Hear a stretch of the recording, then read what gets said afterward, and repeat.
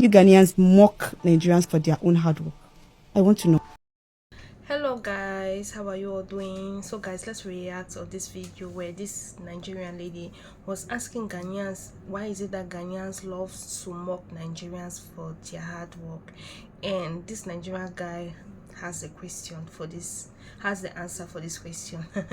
A lot of Ghanaians already know him. Please, if you're new on this channel, you haven't subscribed, don't forget to subscribe, like, and drop your comment. If I give my own opinion, Nigerians in the comment section, they'll be attacking me. Don't talk trash about Nigerians. Don't talk trash about Nigerians. When it comes to hard work, are all Nigerians really hardworking? Guys, watch this video. You see, one of the things that truly piss me off is when Nigerians open their mouth to speak. It gets me aggravated. It gets me annoyed. For every reason, obviously. I wouldn't say it gets me annoyed for no reason. For every freaking reason. Like what you heard right now. How can someone open her mouth to say, why do Ghanaians mock Nigerians in their hard work? How did she put it? Why do Ghanaians mock Nigerians for working hard? Let me put it right. And you know one other thing that pissed me off? And before I say this, Ghanaians, whenever you people encounter statements from Nigerians, because they are diabolically deceitful when they want to make a statement, they can toss a statement to you, they can make incitements that will begin to rubble a measure of guilt in you. Oh, and you'll be like, are we truly envious of Nigerians? Oh, let's check this out. So they start with that, what we call psychological warfare, in a bid to make you allow them continue with their criminality. Listen very carefully. So this Nigerian lady asked the Ghanaian, and the annoying thing is that the Ghanaian guy almost started stammering. I mean, does it mean why do I make this content? Is to give you people the knowledge on how to respond to them whenever they throw their trash. You see, I always tell people, we don't wrestle against flesh and blood, but principalities. Principalities means intellect. It means information. It means knowledge. Do not allow the statements of a criminal to be more superior than yours. That criminal will defeat you. We are in a battle of words. In case you don't know, we're in a battle of words. It's all about arguments. It's a question of, do you have a superior statement and evidence, a superior, do you have a superior argument? That's the situation. Otherwise, if you don't, Nigerians would always defeat you and criminality would always thrive. Criminality would always reign. As a Ghanaian, if Nigerians come up with telling you, why do you people mock us for working hard? The first thing I expected the Ghanaian to say is ask her, did you say working hard? Do Nigerians truly work hard?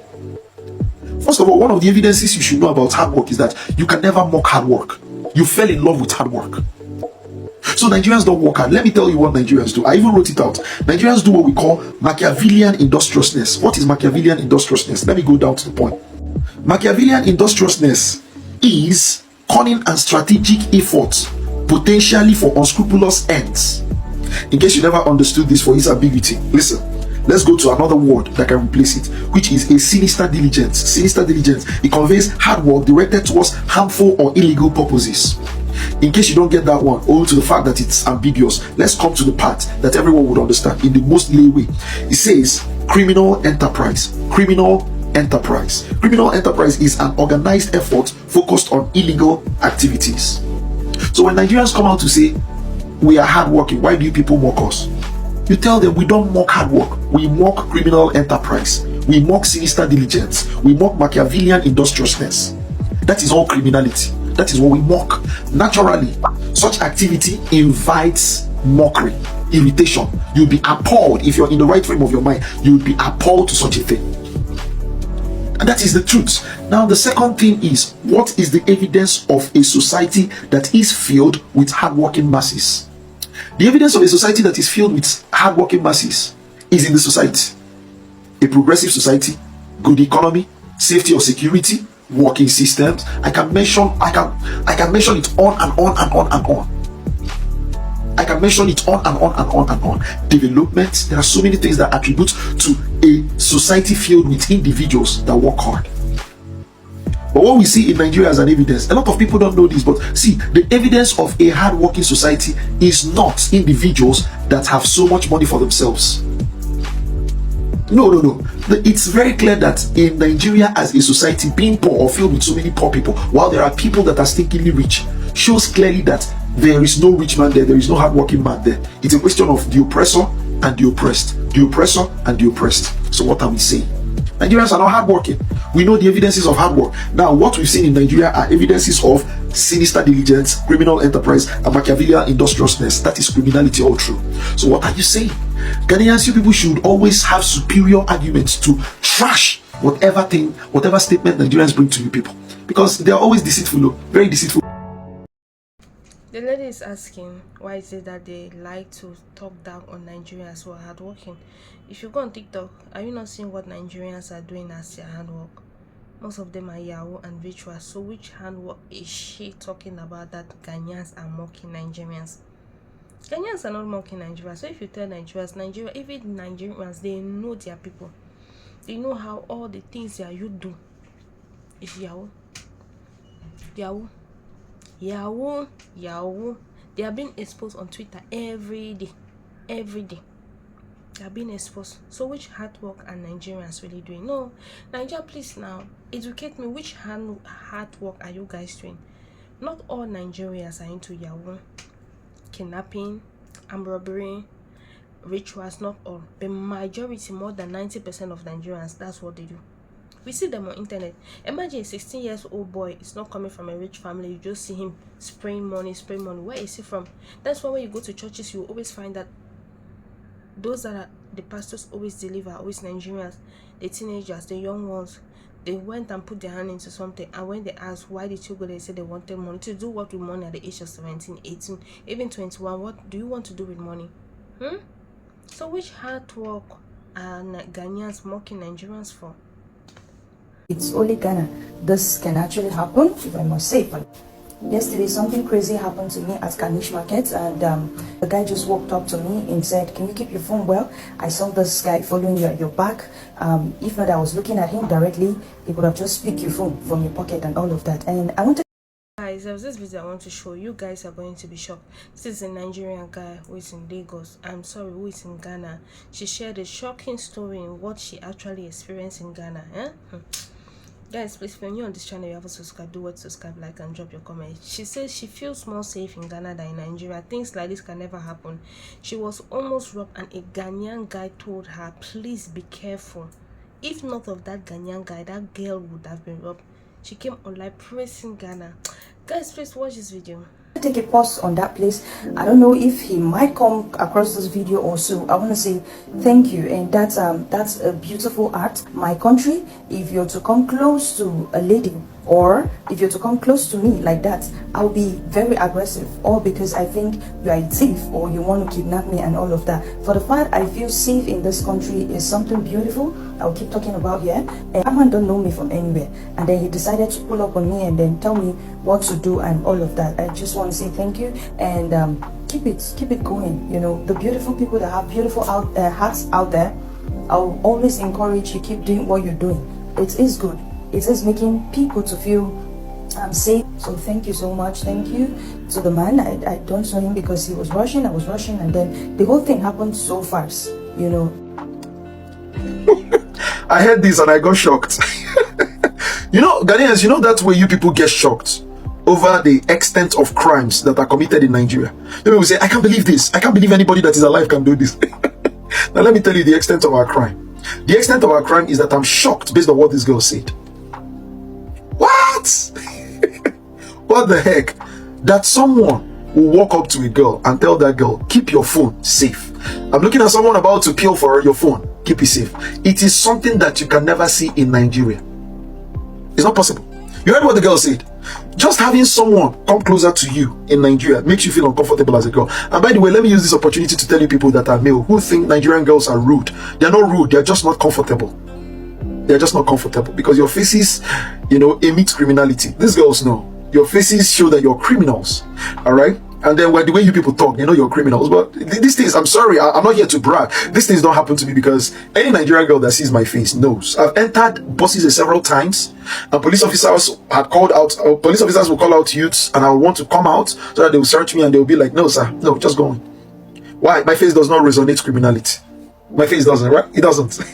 I'm the nerd. Yeah, proud. Very proud to be the nerd. If that means I wouldn't resonate criminality, that's right. So going back to what I'm actually trying to say is that this girl felt comfortable. First of all, see, it is a remark, it's a good reputation that a boy was able to approach a girl, and the girl never felt, she never felt, how do I mean it? She never felt troubled. They never felt uncomfortable. She never felt triggered. She never felt aggravated. That is the first sign in showing that Ghana is doing it. Which means this girl felt comfortable. And you know the funny thing, you should see probably, I can imagine how that Ghanaian came to her. It'd be like with good English, hello sister, sister, sister. But Nigerians would be like, you no go. That pidgin English, that demonic language. That's what they will use. That criminal. And automatically the girl is expected to feel uncomfortable. Automatically. You see, Nigerian men don't understand why girls feel uncomfortable around them. I don't experience that. Rather, a girl will feel so odd and unworthy when she comes closer to you because of what's coming. She knows you are an intellect. You know, that kind of a thing. But you see what this girl said. So guys, what do you have to say? I see a lot of Nigerians, whenever they travel to Ghana, they always appreciate the peace of Ghana. They always appreciate how the place is secure. Like in Ghana, in Nigeria, there's no safety. They don't even have that safety when it has to do with Nigeria. They struggle every day in their country. When you even holding your purse, you have to be very careful because they will drag it. They will drag your purse while you're still holding it. You have to be very, very careful. I don't know if they do this, they're stealing this, they're robbing with juju or what. I don't know. But when you're in Nigeria, you have to be wise, because if you're not wise, they will take you as mumu. They will use you to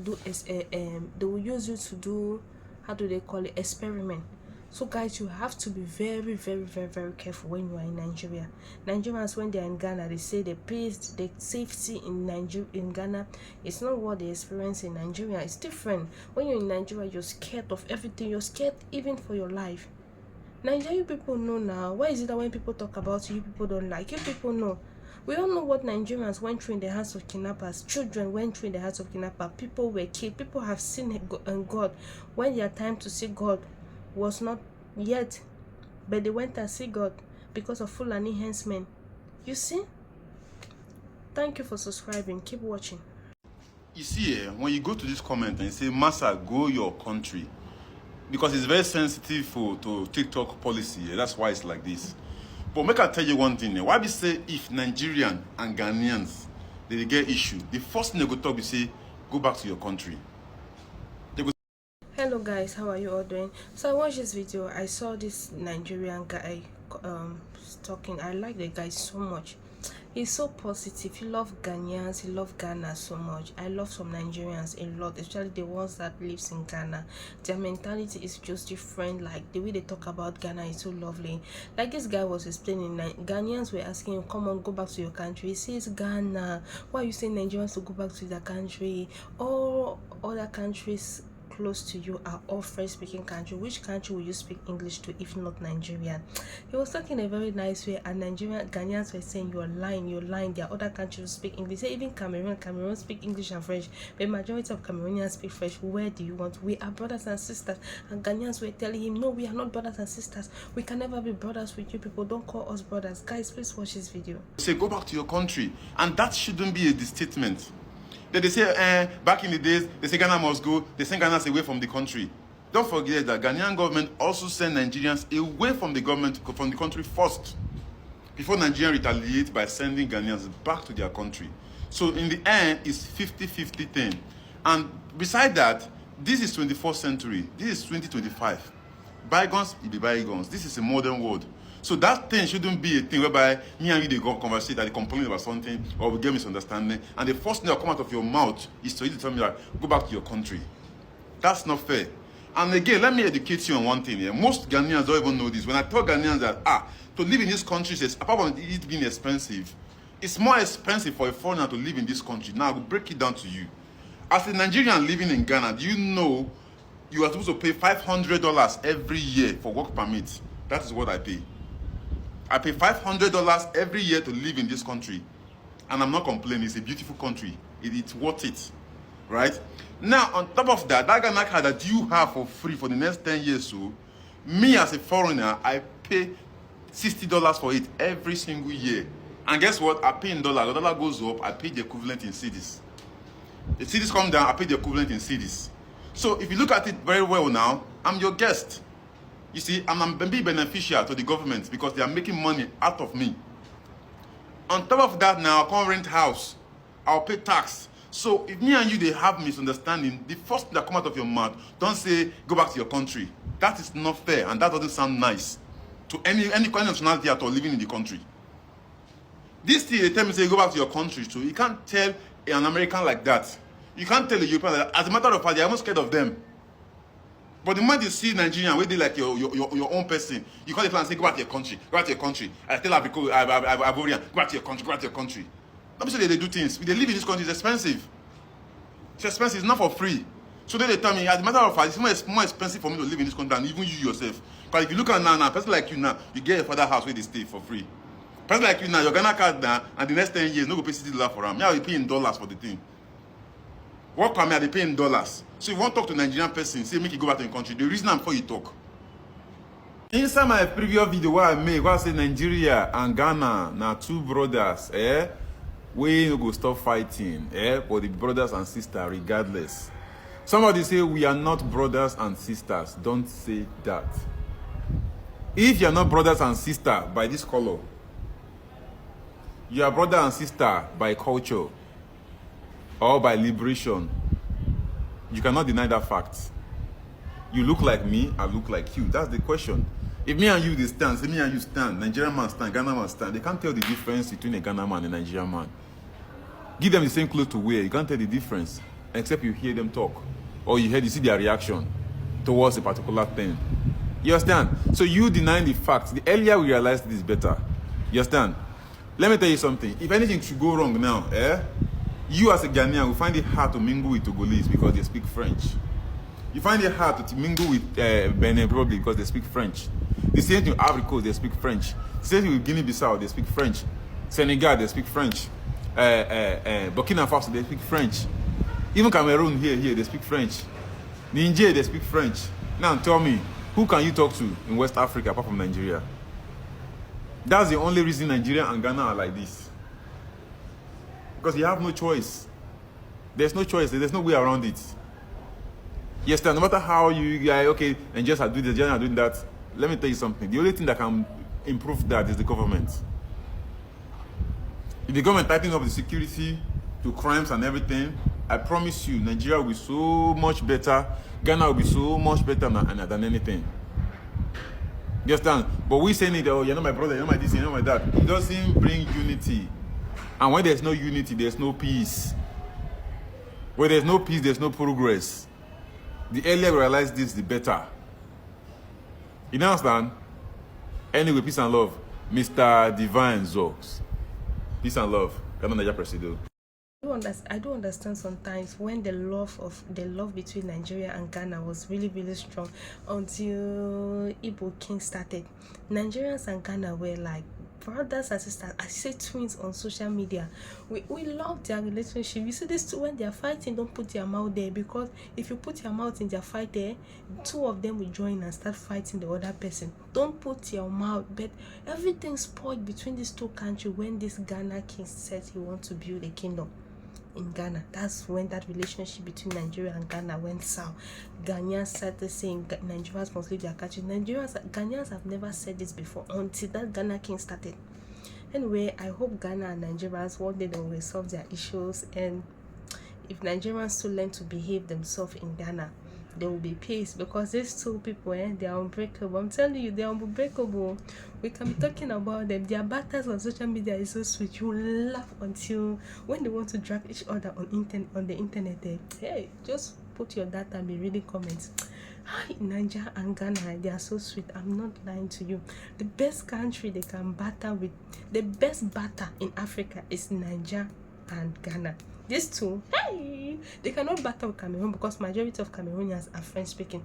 They will not be able to understand French. But you see Ghana and Nigeria, Ghana and South Africa, hey, their battle is so sweet. Guys, keep watching and don't forget to subscribe. So I have a video of a Ghanaian girl in a studio complaining that men no longer care about toasting women. In most cases, they come to collect your number and they think they will call, and then they don't just call. They keep on observing and watching you. No, guys, let's react on this video, the little clip you just watched from ACM. One thing about Nigerian girls is that when you ask for their numbers, the next thing they start billing you. You get. In Nigeria, Nigerians are mostly the ones that always say Ghanaian men are stingy. Ghanaian men don't know how to spend money, and even Ghanaian women will be saying they love Nigerian men because Nigerian men knows how to spend on them. But the question is, Nigerian men will spend on you because most of them are into Yahoo. Yes, they will spend on you. Did they hustle? Did they work legitimately for the money? Is it their handwork? No, they will spend on you. So it is very difficult to date a Nigerian girl, to be honest. If you are not the type that has money, if you don't have money, you cannot date a Nigerian girl, because majority of Nigerian girls are so materialistic. They only want someone that will be giving them money. They don't care the source of your income. That's why Nigerian men are using most of these girls for rituals. Guys, if you're new on this channel, you have to subscribe. Do what? Subscribe, like, and drop your comment. Watch this video. I've seen like 2 videos on that note, and she even made emphasis on the very video I saw concerning, she was using a preference of Isaiah chapter 4 verse 1, where it says, on that day 7 women shall cling to a man and shall say to him, we'll make our own food, we'll take care of ourselves, only suffer us to take your name, that our shame shall be taken away from us. If you read verse 2, it says, and that day shall be a beautiful day. I've been making emphasis on this, and let me tell you something. If you're a Ghanaian, I need you to understand that you're not an ordinary person. Take it from me, from today onward, if you're a Ghanaian, go on understanding that you are an angel. This is not me trying to patronize Ghanaians, I'll tell you the truth. Now, put it in your mind and keep wondering why some of the things happening in Ghana is happening in Ghana. First of all, Ghana is known for peace. Peace. Ghana is known for progress. It's a record that Ghanaians are very educated. They have the highest level of educated politicians in their council in the whole of Africa. Ghana is number 1. It's a record that the Ghanaian president, His Excellency President Dramani Mahama, turned Ghana around in less than 6 months. In less than 6 months. Like, when you listen, you see impossible things happening in Ghana. Now, this particular scripture is getting fulfilled in Ghana. Because when that Ghanaian sister was talking about this, it sounded gibberish to me, because in Nigeria, it's not happening. You won't hear Nigerian ladies complain about this. Why? Because Nigerian men are still simps. They are still simpletons. They are still irresponsible. They are still they lack discipline. They are very much, let me put it in the right way, that a number of Nigerian men are still lustful, that women still call the shots. You know, God created this world, giving men the ability to call the shots. But in any society where the men are lustful, they tend to lose that power to their women. And their women, young girls, begin to call the shots. Now you hear this happening in Ghana. It can never happen in Nigeria. Women can never complain, ever. Why? Because Nigerian men, if you come to the East, go to Anambra. An Anambra man is ready to spend his lifetime, spend all of his money on a woman. In fact, his reason for working hard is for a woman. His reason for working hard is because of a woman. I don't even want to go to that tribe called the Yoruba tribe. Because the Yoruba tribe, they say they're educated, but towards women, they are the biggest, I don't know, I don't want to use profanities, seriously. They're like, it's like they're hypnotized. You see a man that claims to be knowledgeable, but in front of a woman, he's just trash. Women will be controlling him. Do you know that Nigerian men run away from being called broke and stingy by their women? So they go out of their way to impress that woman.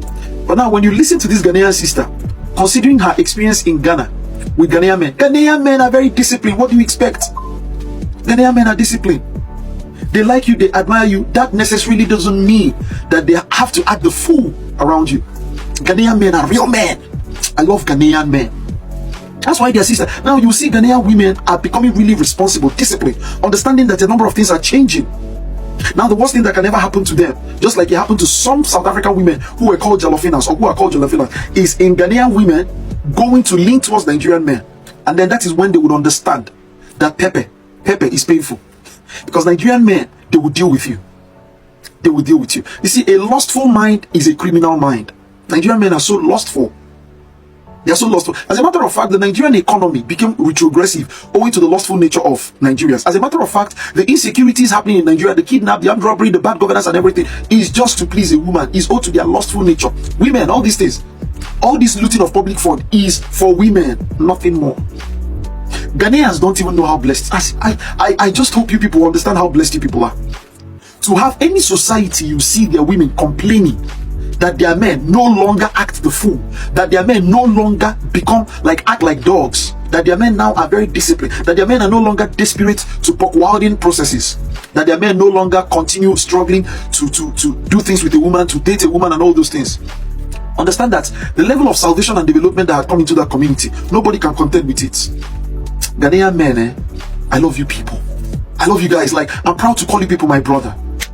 I'm proud to call you people. I don't know why. Is it because my father worked with a Ghanaian man during the Biafran War? I don't know. I don't know why I think like you. You people are so my brothers. I love you guys, man. Remember that one time I posted a video saying that guys don't care. They don't care if you married, they don't care if you're pregnant, they don't care, no? And then you get those guys and then you get Nigerian men. They really do not care. They are so confident. Ne? You'll be like, nah, I've got a man, thank you, I'm not interested. It'll be like, I will get you now. You will be my wife, or I will marry you. He's telling you. I don't know how he's gonna do it, but he's gonna marry you. You'll be like, no, my man wouldn't want me to talk to you. I'm your friend now. But he doesn't have to know. I don't mind competition, no. I always win. I always get what I want to. Not sure. Most of the times when you go on the internet, you start looking about stingy men. You always see Nigerian ladies are always the one that says Ghanaian men are stingy. Ghanaian men, because they don't do Yahoo, they work hard for their money. They should take their money and give it to you so that you will not call them stingy, right? Yes, now. Ghanaian men are wise, so they are very, very wise. They are not mumu. The only mumu people are the ones that will do anything to get money. No matter, they don't care about the source. Then they will come and be spending on you. They are not even mumu because they have something they are gaining from you. Once they give you that money, they will use your destiny, they will use your glory. You get to get more money to be giving other women. Since it is money you people like, they will go and get that money and give it to you people. Because women cannot work. That's why you see a lot of Nigerian women in Ghana doing olosho. They are complaining that men are stingy, but they themselves, they cannot work for real money. They prefer to be opening their legs for money. You get? That's why a lot of them, hundreds of them, all villages in Ghana, you go there, you meet Nigerians, they are all doing olosho. I'm not the one saying it. Nigerian girls, Nigerian men in Ghana, they are the ones saying it. All Nigerians in Ghana are into olosho. Are into olosho, especially the single ones. The ones that are not into olosho from Nigeria are mostly the married ones. The single ones are... Now Olosho work they do now. They say they Ghana they do restaurant business, they be waitress. No, now Olosho they do. Is there any tool work? Olosho